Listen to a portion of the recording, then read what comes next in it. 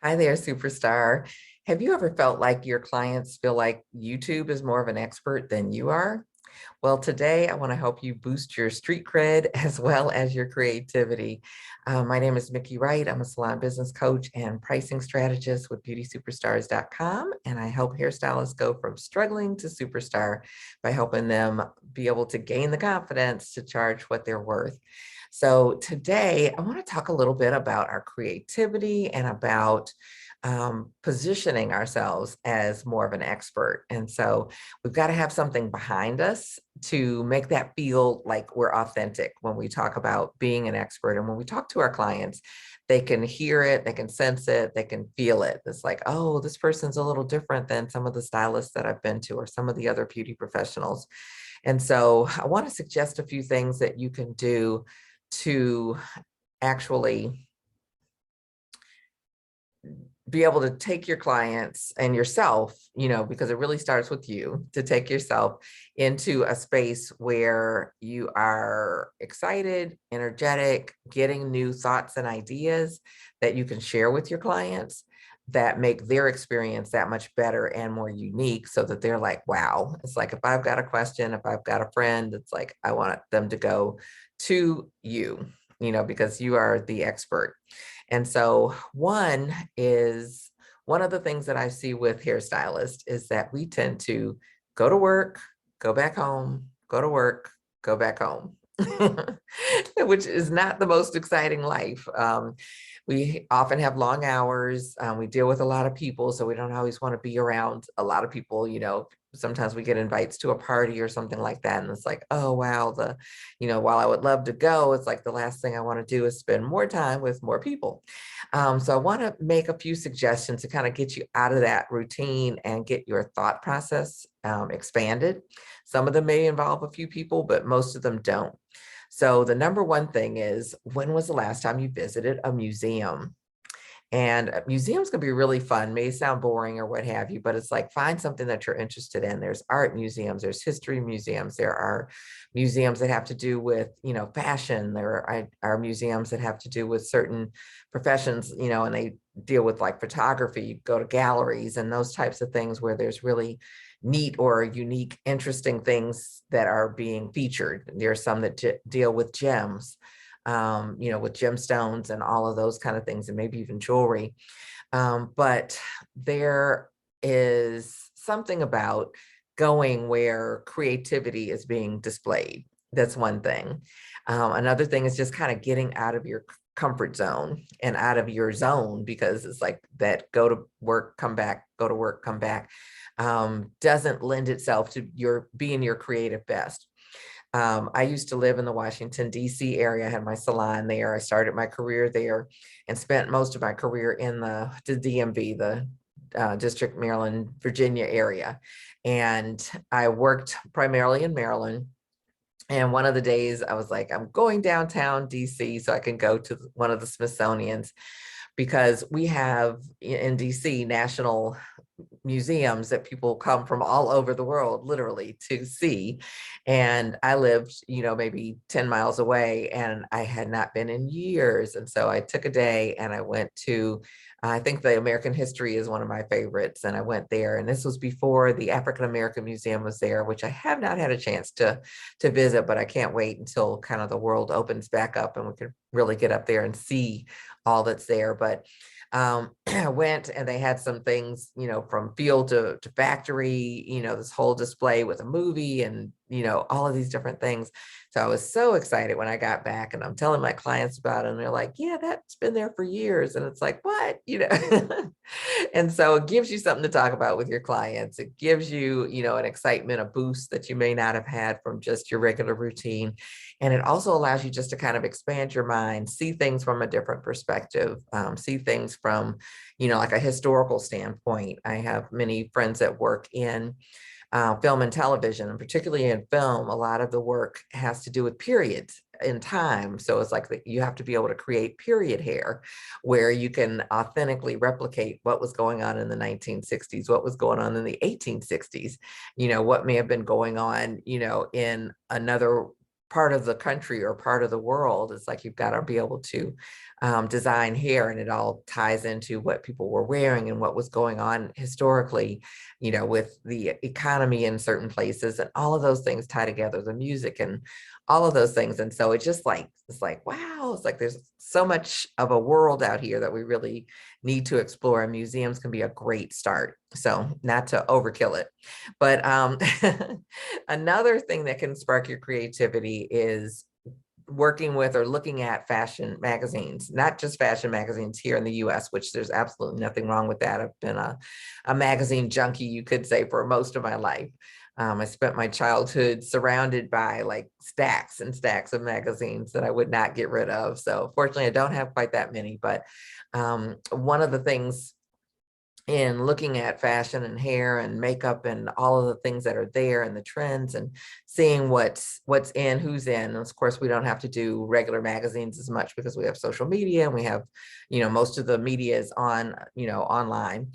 But what I would encourage you to do is to pick up something like an Italian Vogue, a British Harper's Bazaar, any of those foreign magazines is what I'll call them, foreign fashion magazines, because a lot of times the fashions, the whole look of everything is 2 to 3 years before the US really kind of takes it on. And so it allows you to just kind of expand yourself, see things from a different perspective, be a little bit more creative, maybe a little bit more avant-garde, and really give a little bit of flavor to what you're doing and what you're creating, because it's like you're seeing, again, seeing the world through a different lens. And so that's one of my definite things. It's like definitely go to some of the bookstores. Sometimes they carry them and they can be a little expensive. You don't have to buy them like every month or anything, but getting one and just really going through it and looking at, you know, the fashions and looking at how they're putting patterns and things together, which a lot of times don't translate to what we see in the US, to really dissect it in a sense and absorb what's going on. It's really the creativity of others who are in a whole nother time, space, place, and feeling, and they're creating from that place as we create from where we are. And so going to a different part of town, something just super simple, super inexpensive, going to a different part of town and seeing, maybe sitting in a park, maybe sitting and people watching, you know, what are the people wearing? I recently had a friend who came and said, you know, like, we've got to go to this, you know, I think it's like a downtown area of the city. I'm in Raleigh, and it's like a whole nother world down there. And it's like a lot of places have a place that's like a whole nother world.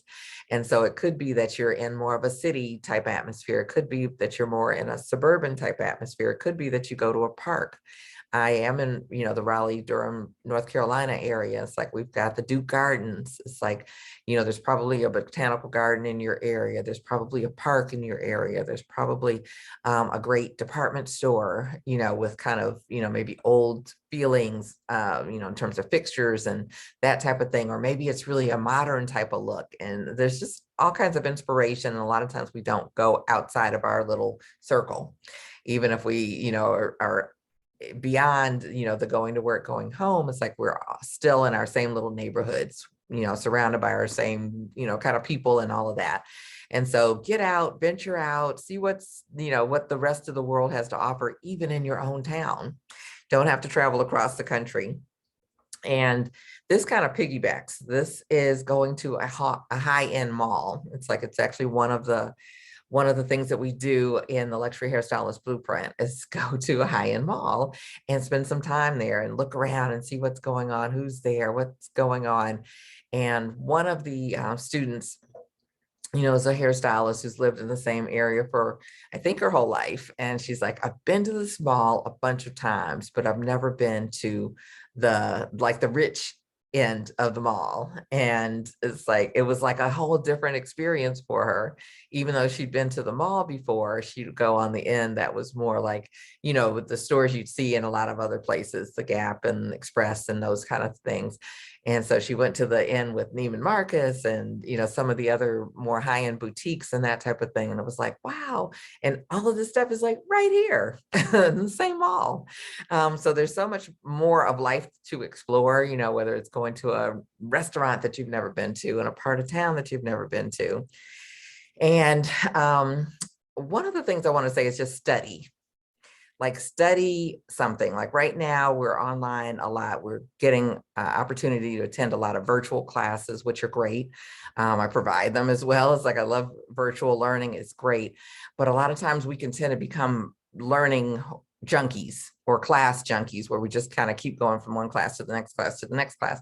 And I found myself even sometimes like, okay, I attended that class last week, but like, what did I learn? And it's like, it's getting mushed all together. And so when I say study, I mean, take the material that you got from the class, go through it, read it, share it with someone else, write down, take some notes, make some notes. It's like if you got a handout, make some notes on the handout and see how you can actually implement some of the things that they talked about, and really take it a step deeper. Like, why did they say that? And why did they say it like that? And really start to embrace and embody what is available to us rather than just letting it swish by on the surface. So that's one thing. And then my last thing for today is to heighten your creativity. Spend a little more time in quiet. You could call it meditation. You could call it just getting quiet, getting still, and listening. And they say like prayer is us asking God for what, it is that we want. But the meditation is us being in a listening space for what God or the universe has to offer to us. And a lot of times you will find that you will get the most unique ideas, or actually even just connect to something like, oh, I need to do this. I need to contact this person. I've even gotten something where it's like, I need to pay this bill and I don't know where it is. And going on a search for it and finding the bill, and it was actually due that day. And it's like, yes, thank you. We just get guidance. We get creative. We get to see things from a different space because we're not so busy thinking, and we're not so busy talking, and we're not so busy listening to everything else that's around us. And, you could include scrolling. So we're taking a break from all of it, just getting quiet, being still. There is a Bible verse that says, be still and know, and really sit down, take some quiet time, take a deep breath, and ask for that creativity, or open that channel for the creativity to flow through you. So my name is Miki Wright. I am a salon business coach, and I'm honored to have been here with you. I hope this has been helpful for you. I'd love it if you drop, whatever the one that stood out for you. It's like, oh, I think I want to try that. Drop that in the comments for me. I'd love to support you in that. And also want to invite you to check out my power pricing workbook, which is the first 3 steps to being able to raise your prices. It's like, it helps with boosting that confidence. And so if you're ready to raise your prices, if you've been thinking about it, know that you should, know that 2022 is the year. It's like, this will give you the foundation that you need to move forward in that area. And it's available for absolutely free. And you can download it at beautysuperstars.com/pricing. So I will drop the link for that below, and I hope that you have a fabulous day and that you keep reaching for the stars. Look forward to seeing you next week. It's Miki Wright, your salon business coach. Bye-bye.